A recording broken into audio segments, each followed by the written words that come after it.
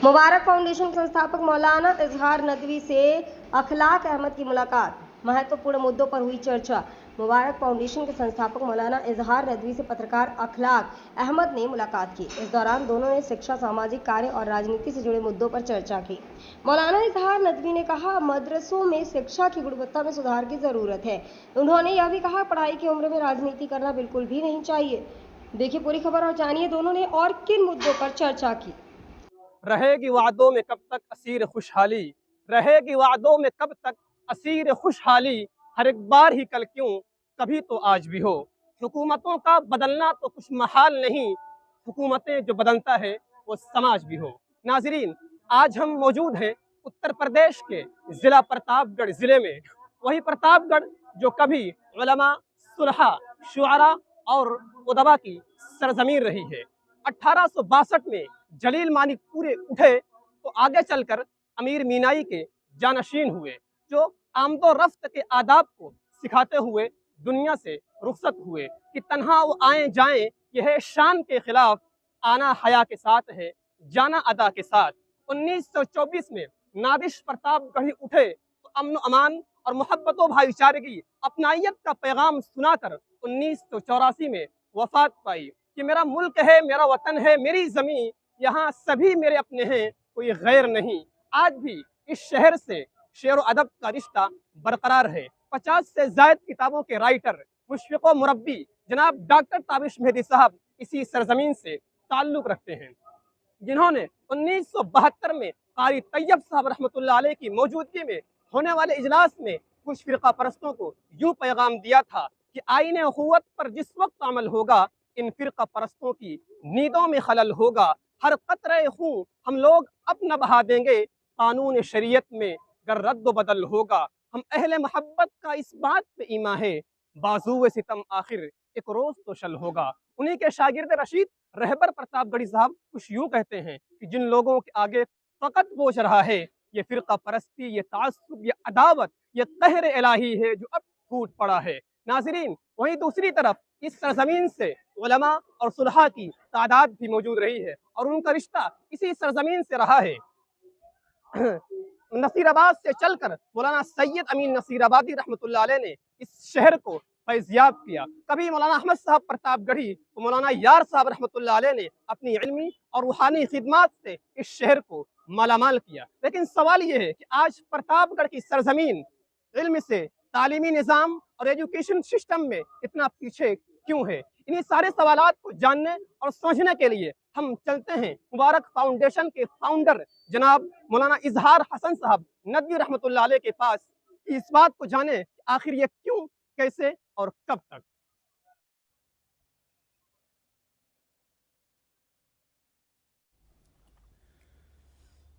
मौलाना, बहुत बहुत शुक्रिया कि आपने एक तालिब इल्म की दावत पर की दरख्वास्त को आपने कबूल फरमाया। और आपसे सवाल ये है कि आप इस वक्त माशाअल्लाह प्रतापगढ़ के मदारिस का दौरा कर रहे हैं, तो आपको उस मदारिस में क्या नताइज और क्या उम्मीदें मुस्तक़बिल के लिए हम तलबा के सिलसिले में नज़र आ रही हैं? बहुत बहुत शुक्रिया कि आपने मुझे कुछ बातें रखने के लिए मौका दिया, इसके लिए आपको मैं शुक्रिया अदा करता हूँ। और इसके बाद जहाँ तक मदारिस के जो है दौरे का सवाल है, वो मैंने अपनी तरफ से नहीं किया है, बल्कि जो सब ने इनवाइट किया या दावत दिया, इसी नतीजे उसके बिना पर मुझे वहाँ पर हाज़िरी का मौका मिला। और मदारिस में अल्हम्दुलिल्लाह पहले के मुकाबले में ज़्यादा नज़्म ज़ब्त है और तालीम भी अच्छी हो रही है। लेकिन कुछ बातों की तरफ जब आपने सवाल किया है तो कुछ बातें कहना ज़रूरी है। वो ये है कि निसाब तालीम पर ज़रा गौर करने की ज़रूरत है। जो तालीम उस वक्त हमारे काबिल ने जो निसाब राइज किए थे, वो उस वक्त ज़रूरत थी, उस वक्त उस माहौल में उन्होंने उसको राइज किया था और उसको कायम और निसाब को लागू किया था। लेकिन अब हालात की जो तकाज़ा है उसके मुताबिक भी हमें तैयारी करनी चाहिए और अपने निसाब के अंदर थोड़ी सी तब्दीली लानी चाहिए। ज़्यादा तब्दीली की बात नहीं करता मैं, लेकिन जिन मज़ामीन की, जिन ज़बानों की जहाँ पर हम रहते और बसते हैं, जिन रियासतों में हम रहते हैं और जिस मुल्क में रहते हैं, ज़रूरी है कि हम वो तालीम भी थोड़ी बहुत हासिल करें। مثال کے طور پر جو عالمی زبان ہے یا انٹرنیشنل زبان ہے وہ انگریزی ہے، اس کی بھی تھوڑی بہت تعلیم دی جانی چاہیے. ہمارے مدارس کو اپنے نصاب میں اس کو شامل اور نافذ کریں. زیادہ نہ پڑھائیں لیکن 1 گھنٹہ ہی اس کے لیے اگر مختص کر دیتے ہیں، جو بچے کے عربی اور فارسی وغیرہ پڑھتے ہیں، عربی جو درجات اس میں.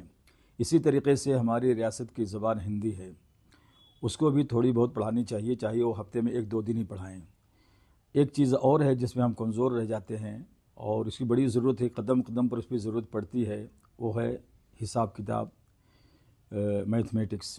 اس کو بھی تھوڑا بہت جو ہے دنیا سے شروع کریں، جو دنیا درجات ہوتے ہیں عربی مدارس میں، یا حفظ کے دوران ہفتے میں اسی طریقے سے اس کو بھی پڑھانا ضروری ہے. ان چیزوں کو میں نے ضرورت محسوس کیا اور میں نے دیکھا بھی، اور میں خود بھی انہی مدارس سے ہو کر آیا ہوں. تو آج جو جن حالات سے میں 2-4 ہوں یا ہوتا ہوں، یا اس کو محسوس کرتا ہوں کہ اگر یہ چیز کاش کہ میں اس وقت حاصل کیا ہوتا ہے، یا ہمارے مدارس کے ذمہ دار اس کو وہاں انتظامات ان مضامین کا، ان سبجیکٹ کا کیے ہوتے، تو ہمیں آج ان تکالیف کا سامنا نہ کرنا پڑتا. یعنی ہمیں جو ہے عصری تعلیم کی شدید ضرورت ہے. شدید ضرورت ہے. الحمدللہ. اور آپ دیکھ رہے ہیں اس وقت ہمارے جو اکابر ہیں یا علماء کرام ہیں یا مدارس کے ذمہ دار ہیں، اس طرف توجہ بھی دے رہے ہیں. اور اس کو وجوہات کچھ بھی ہوں، اس کو ہم اس پس منظر میں نہیں جائیں گے، لیکن اس بات کو سر سید صاحب نے 100 سال پہلے اس سے قبل کہی تھی بات کہ یہ چیز بھی پڑھنی چاہیے. ایک ہاتھ میں ہمارے جو ہے سائنس ہو، دوسرے ہاتھ میں یعنی دائیں میں ہاتھ میں قرآن، اور دوسرے ہاتھ میں سائنس اور کلمہ کا تاج جو ہے بڑے سر پر ہونا چاہیے. یہ چیز انہوں نے عرض کی تھی. لیکن وہ حالات ہمارے قابل زیادہ بہتر سمجھ سکتے ہیں. جو حالات تھے انگریزوں کے دور کے، اپنے ایمان کو بچانا، عقیدے کو بچانا زیادہ ضروری تھا. لیکن جب ملک آزاد ہو گیا، وہ حالات تبدیل ہو گئے، تو اس کے بعد سے اس طرف توجہ دینی چاہیے تھی، جو کہ نہیں دی گئی، اور اس کا نقصان بہت زیادہ ہوا ہے. بہت زیادہ نقصان ہوا ہے، شاید 1 صدی بھی اس کو پورا نہ کر سکے. جی یہ بات حقیقت ہے کہ جس طریقے سے عصری تعلیم کی ضرورت تھی، اس طریقے سے ہماری کوششیں نہیں ہو سکیں، جس کی وجہ سے جو مثبت نتائج آنے چاہیے تھیں وہ نہیں آ سکیں. بے شک. اب ہمارے مسلم کمیونٹی میں دیکھیں گے آپ، بچے تعلیم زیادہ نہیں حاصل کرتے. اگر زیادہ اچھی تعلیم حاصل کرتے جاتے ہیں تو مدارس کی طرف جاتے ہیں، اور کچھ بچے اسکول میں جاتے ہیں. لیکن اسکول کا مسئلہ یہ ہے کہ ہمارے بچے 8-10 یا بہت انٹر تک زیادہ تعداد یہ ڈراپ آؤٹ کر جاتے ہیں. اس کو وجوہات بھی ہیں کیوں چھوڑ دیتے ہیں. اس کی وجہ کئی ہے، اگر آپ مجھے پوچھیں تو اس کا جواب میں دے سکتا ہوں کہ کیوں وہ ڈراپ کر جاتے ہیں اور چھوڑ دیتے ہیں. بچے اپنی تعلیم کو جاری نہیں رکھ پاتے ہیں. اس کے نمبر 1 وجہ تو یہ ہے کہ ہمارے گھر کے جو ماحول ہے، ہمارے آس پاس کا جو ماحول ہے، وہ بچے اسی چیز کو فالو کرتے ہیں، اسی چیز کو کرتے ہیں جو ہمارے گھر میں ہمارے آس پاس ہوتا رہتا ہے، ہمارے نیبر لوگ کرتے ہیں، یا اور دیگر رشتہ دار آتے ہیں، بتاتے ہیں، کرتے ہیں. مثال کے تو ہمارے قریشی برادری میں زیادہ تر ڈرائیور بننے کا رواج ہے. تو جب ایک ڈرائیور، ایک بھائی یا والد آتے ہیں گھر پہ، جو رپورٹ دیتے ہیں اپنی کہ میں آج یہاں سے چلا، یہاں تک پہنچا اور مجھے یہ چیزیں ملیں، اور پھر وہ نوٹ جب ٹیبل پر رکھتے ہیں، اس نے زیادہ نقصان پہنچایا اپنی برادری، قریشی برادری. کہ پرتاپ گڑھ کا جو ایک تعلیمی نظام ہے جو کمزور ہوا ہے، وہ والدین کے بے فکری کی وجہ سے ہوا ہے. بے فکری اور علم ان کے نہیں ہے، یا وہ غیر موجود ہیں، گھر میں موجود نہیں ہے، یا وہ تعلیم ان کے پاس وہ نہیں جو پڑھ رہے ہیں، جو پڑھا رہے ہیں، یا اس پر توجہ نہیں، اس کا فائدہ کیا ہے. جبکہ تمام تر ترقی کا راز جو ہے تعلیم کے اندر ہے. العلم نور والجہل ظلام. علم جو ہے روشنی ہے، اور جہالت جو ہے، نوخواندگی جو ہے، وہ اندھیرا ہے. هل يستوي الذين يعلمون والذين لا يعلمون. جاننے والے نہ جاننے والے برابر نہیں ہیں. پہلے پڑھتے ہوئے آپ پڑھتے چلے آئیں، کتنی بار تقریروں میں سنے، اقرأ باسم ربک الذی خلق، اور ہے وعلم آدم الاسماء کلها، علم الانسان ما لم يعلم. یہ تمام آیتیں دلالت اس بات پر کرتی ہیں کہ ہمیں علم حاصل کریں، علم میں اپنے کمال حاصل کریں، زیادہ پڑھیں. ترقی کا راز علم کے اندر ہی ہے. اب بدر کا واقعہ ہے، وہ دیکھ لیجئے آپ کہ آپ صلی اللہ علیہ وسلم نے بدری قیدیوں سے کہا تھا، فرمایا تھا کہ شکریہ جی، بدری قیدیوں سے فرمایا تھا جو قید ہو کر آئے تھے کہ آپ کی آزادی کی شرط یہ ہے کہ آپ ہمارے بچوں کو پڑھا دیجئے، 10 بچے کو پڑھا دیجئے، آپ آزاد ہیں. آپ کی فدیہ یہی ہے آزادی کا.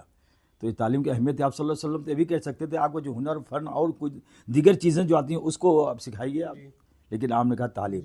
یہ سکھائیے. اگر اس لیے کہ تعلیم اگر حاصل کر لے گا تو تمام چیزوں میں انشاءاللہ مہارت حاصل کر لے گا, اس کی فکری بالغی بڑھے گی, سوچ اچھی ہوگی, مثبت ہوگی, تمام چیزیں اسی پر دار و مدار تعلیم کے اوپر.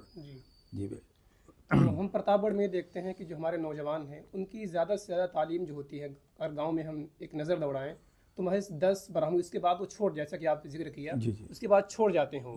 اور پھر کیونکہ ان کے پاس کوئی میدان نہیں ہوتا ہے تو غیر شعوری طور پر جس طرف ان کا رجحان بڑھتا ہے وہ ہوتا ہے سیاست, اور انہیں کیونکہ ان کی تربیت اس سلسلے میں ہوئی نہیں ہوتی ہے, اور پھر وہ غیر شعوری طور پر ایسی حرکتیں کرتے ہیں جو قوم کو شرمندہ کرے اور علماء کو شرمندہ کرے, اور کہیں نہ کہیں یہ چیزیں جو ہے ان کے لیے مفید نہیں ہوتی. تو ان کے لیے آپ کیا کہنا چاہیں گے, آپ کا پیغام ان کے لیے کیا ہوگا؟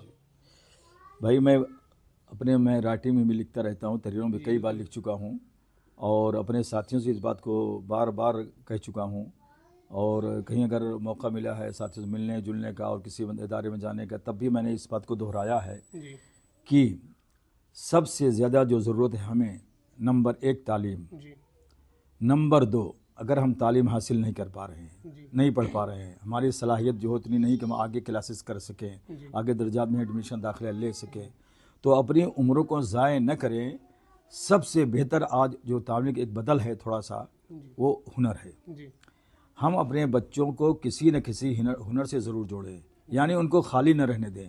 اگر جب ہمارے بچے خالی رہیں گے, اسکول نہیں جائیں گے, مدرسے نہیں جائیں گے, کچھ پڑھیں گے لکھیں گے نہیں, کسی کوچنگ کی جوائن نہیں کریں گے, تو جب خالی رہیں گے تو ان کی صلاحیت کسی نہ کسی چیز میں لگے. کہاں سے آیا اس میں نہیں ہم جائیں گے.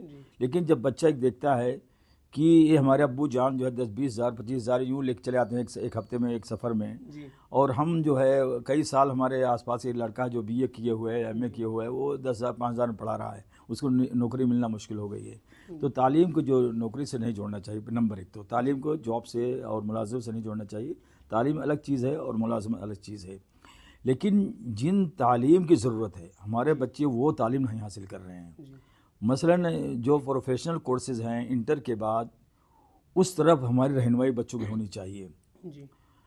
اس طرف رہنمائی ہو نہیں پا رہی. ہمارے بچے پڑھتے ہیں 10 سے یا 11, اور ان کو اپنے رزلٹ کے مطابق ان کی رہنمائی ہونی چاہیے کہ ان کا رزلٹ کس مضامین میں ان کے اچھے مارکس ہیں, اسی طرف ان کو گائیڈ کرنا چاہیے, رہنمائی کہی جائے. کاؤنسلنگ نہیں ہوتی, کاؤنسلنگ کی بہت ضرورت ہے. اور ہمارے بہت سارے بچے کاؤنسلنگ نہ ہونے کی وجہ سے تعلیم ڈراپ کر جاتے ہیں, چھوڑ جاتے ہیں, دوسرے راستے پر چل پڑتے ہیں. اگر اس کی اہمیت معلوم ہو جائے کہ ہم کو, اگر ہم یہ شارٹ کورسز بھی ہیں, مثلا انٹر کے بعد بہت سارے پروفیشنل کورسز 2 سال کے, 3 سال کے, 4 سال کے کورسز ہیں. ضروری نہیں کہ آپ بڑے بڑے کورسز کریں, اور اس کے ذریعے بہت فوائد حاصل کر سکتے ہیں, اچھی ملازمت مل جاتی ہے. تو یہ جو بچے کے اندر رہنمائی نہیں مل پاتی ہے, یا صحیح گائیڈنس ان کو نہیں مل پاتا, یا کاؤنسلنگ نہیں ہو پاتی ہے, تو اس وجہ سے بچے ہمارے آگے نہیں بڑھ پاتے. اور ایک چیز اور ہے, بچے اسکول جاتے ہیں اور آتے ہیں, سال بسال آتے جاتے رہتے ہیں, ہوم ورک نہیں کر پاتے. ہوم ورک اس لیے نہیں کر پاتے کہ ان کے پیچھے کوئی پیرنٹس سے مضبوط سرپرست نہیں ہے, ان کو خود وہ چیز معلوم نہیں ہے, علم نہیں ہے, یا ہیں اگر علم ہے تو باہر ہیں, والدہ کو پتہ نہیں ہے. تو جب بچے ہوم ورک نہیں کریں گے 1 دن, 1 سال, 2 سال, 3 سال, تو ان کی بنیادی تعلیم کمزور ہوتی چلی جائے گی. کمزور جب ہوگی تو آگے جو کلاسز ہیں 10th کے یا 12th اور ٹف ہوتے ہیں سبجیکٹ, تو وہ پھر ان کی ہمت ٹوٹ جاتی ہے, ہارتی ہے, پھر وہ بیک ہونا شروع ہو جاتے ہیں, اور دھیرے دھیرے بیک ہو جاتے ہیں. ہم نے دیکھا ہے, پڑھا بھی ہے اور ریسرچ بھی ہوئی ہے کہ سب سے زیادہ ڈراپ آؤٹ جو ہے بھارت میں, بلکہ ورلڈ میں بھی ایک رپورٹ آئی ہے, مسلمان کے ڈراپ آؤٹ ہے. وہ تعلیم چھوڑ دیتے ہیں, 20 سے ہی تعلیم چھوڑ دیتے ہیں. بہت تھوڑی سی تعداد ہے جو آگے تعلیم جاری و ساری رکھتی ہے. اور الحمدللہ اب ادھر کچھ سالوں سے 5 سال 8 سالوں سے تعلیم کا رجحان الحمدللہ بڑھا ہے, یہ ہم کہہ سکتے ہیں. جو اردو ہے, جو باقی جس کو اردو کہتے ہیں, جو معیاری اردو جو ہے, جو پڑھنے لکھنے جو مضامین جو کتابیں آ رہی ہیں, وہ مدرسے کی دین ہے, مدارس کی دین ہے. اور یہی مدرسے کے بچے یا مکتب پڑھے ہوئے بچے آج یونیورسٹی کے اندر اگر اردو لے رہے ہیں تو وہی بچے ہیں جو مدرسے میں پڑھے ہوئے ہیں یا مکتب سے پڑھے ہوئے بچے ہیں. جی. تو آخری سوال یہ ہے کہ آپ مبارک فاؤنڈیشن کے صدر بھی ہیں اور اس کے بانی بھی, تو اس کی کیا خدمات اس وقت پرتاپ گڑھ میں چل رہی ہیں, اور اس سے کیا نتائج نکل رہے ہیں, اور اس کے فوائد کچھ اس پر کچھ روشنی ڈالیے. جی, مبارک فاؤنڈیشن الحمدللہ 2009 میں ہم چند ساتھیوں نے مل کر قائم کیا, جس میں 4 ساتھی لوگ تھے. اور پہلا ہم نے ایک مکتب قائم کیا, ایک گاؤں میں ہدوری ہے, وہاں سے شروع کیا.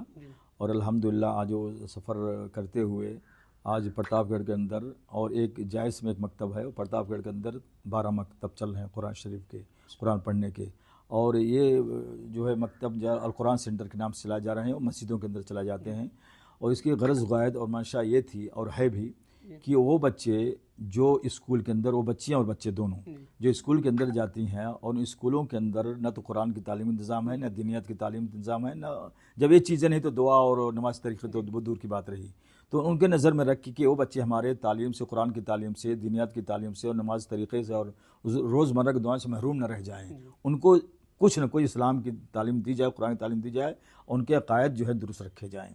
اس کے پیش نظر جو ہے وہ القرآن سینٹر کے نام سے جو مراکز کام کر رہے ہیں پرتاپ گڑھ میں اور ایک جائز میں. اسی طریقے سے بچیوں کو ہنر سے جوڑنے کے لیے 5 سلائی اسکول چلائے جا رہے ہیں مختلف جگہوں پر، جو کسی بچی سے یا بچے سے کوئی فیس، ہمارے فاؤنڈیشن کسی سے کوئی فیس نہیں لیتا، نہ مکتب میں نہ ہی سلائی سینٹر میں.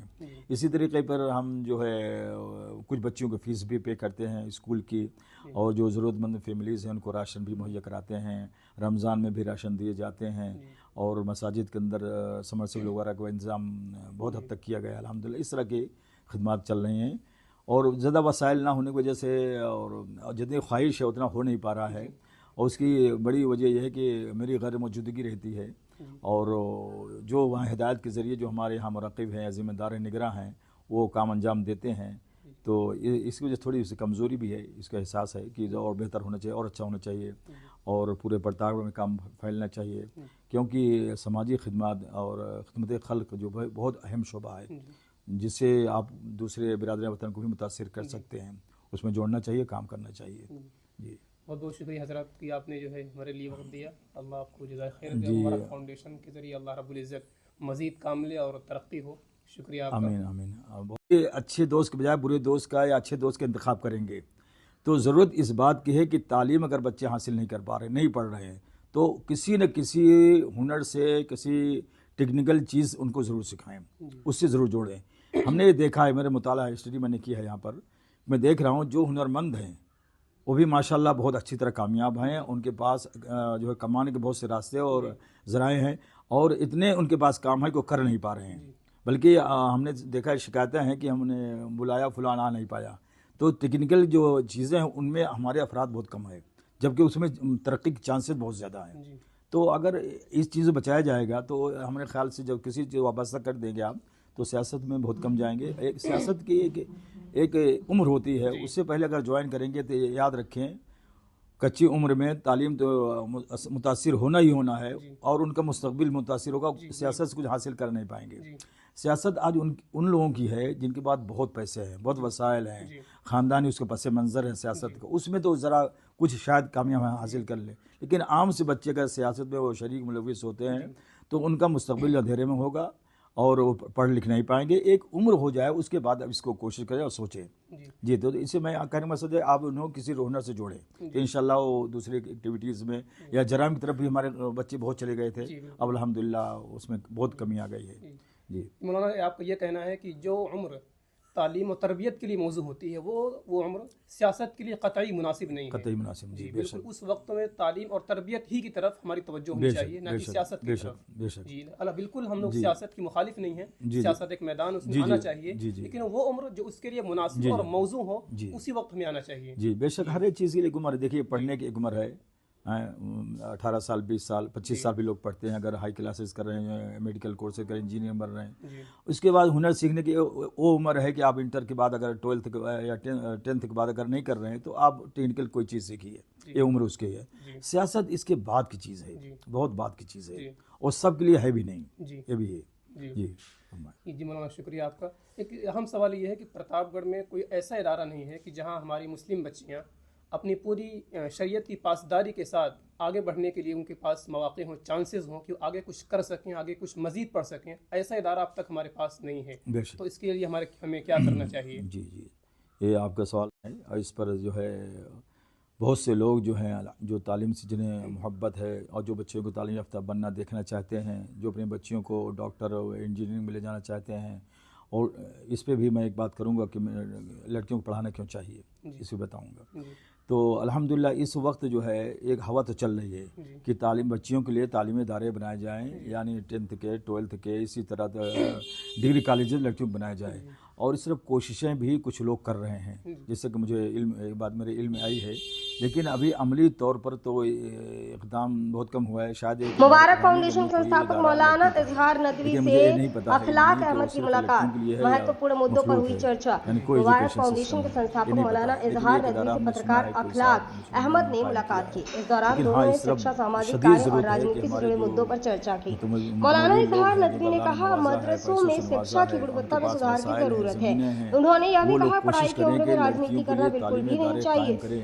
دیکھیے پوری خبر اور جانیے دونوں نے اور کن مدعوں پر چرچا کی۔ کے طور پر یعنی فری آف کاسٹ فقط پوچھ رہا ہے یہ فرقہ پرستی، یہ تعصب، یہ عداوت، یہ قہر الہی ہے جو تو کمرشیل ادارے قائم کریں۔ وہیں دوسری طرف اس سرزمین سے علماء اور صلحاء کی تعداد بھی موجود رہی ہے اور ان کا رشتہ اسی سرزمین سے رہا ہے۔ انشاءاللہ عزت بھی ملے گی اور آپ نصیر کے آباد قوم سے کی چل بچوں کر تعلیم مولانا یافتہ بھی سید بنیں امین گے، نصیر آپ آبادی کا رحمۃ پیسہ اللہ بھی علیہ حاصل نے ہوگا، اس شہر تمام طرح کی اس میں وسائل موجود ہیں، کبھی مولانا احمد دینی صاحب بھی، پرتاپ دنیاوی گڑھی، بھی اور مولانا مالی یار باتیں صاحب بھی۔ رحمۃ اللہ علیہ نے جو اپنی اللہ نے علمی جن کو اور نوازا روحانی ہے خدمات وہ سے صرف اس آئیں شہر اور کو قائم کریں۔ مالا مال کیا۔ اور لیکن سوال یہ جو ہے آپ نے سوال آج کیا بہت پرتاپ گڑھ کی ہی سرزمین اہم ہے، اور اس علم پر سے ہمارے جو تعلیمی افراد نظام اور ماشاءاللہ ایجوکیشن جو سسٹم میں اتنا کسی بھی پیچھے تنظیم کا نام کیوں نہیں ہے، لوں گا، انہیں سارے لیکن بہت سے سوالات افراد کو یہاں سے جاننے ہیں، اور سمجھنے کسی کے لیے تنظیم ہم کو چلتے ہیں جنرل مبارک سیکریٹری ہیں فاؤنڈیشن کے یا فاؤنڈر سانسد ہیں، جناب ہمارے مولانا پرتاپ اظہار سے ہی حسن ہیں، صاحب سانسد ہیں ندوی کسی رحمۃ اللہ پارٹی علیہ کے پاس، اور اسی اس طرح بات کے اور کو کچھ جانیں لوگ ہیں آخر یہ جو لوگ کر سکتے کیسے ہیں، اگر چاہیں اور تو کب تک انشاءاللہ کر سکتے ہیں۔ رہے اور گی لوگ وعدوں میں کب ایک تک وعدے بھی اسیر کیے تھے خوشحالی، کہیں جا کر کچھ رہے لوگوں گی نے کہ ہم وعدوں میں تعلیمی کب ادارے تک قائم کریں گے، اسیر لیکن خوشحالی، بدقسمتی ہر سے ایک ابھی بار تک ہی وہ کل تعلیمی کیوں ادارے نظر کبھی تو نہیں آج آئے بھی ہیں۔ ہو۔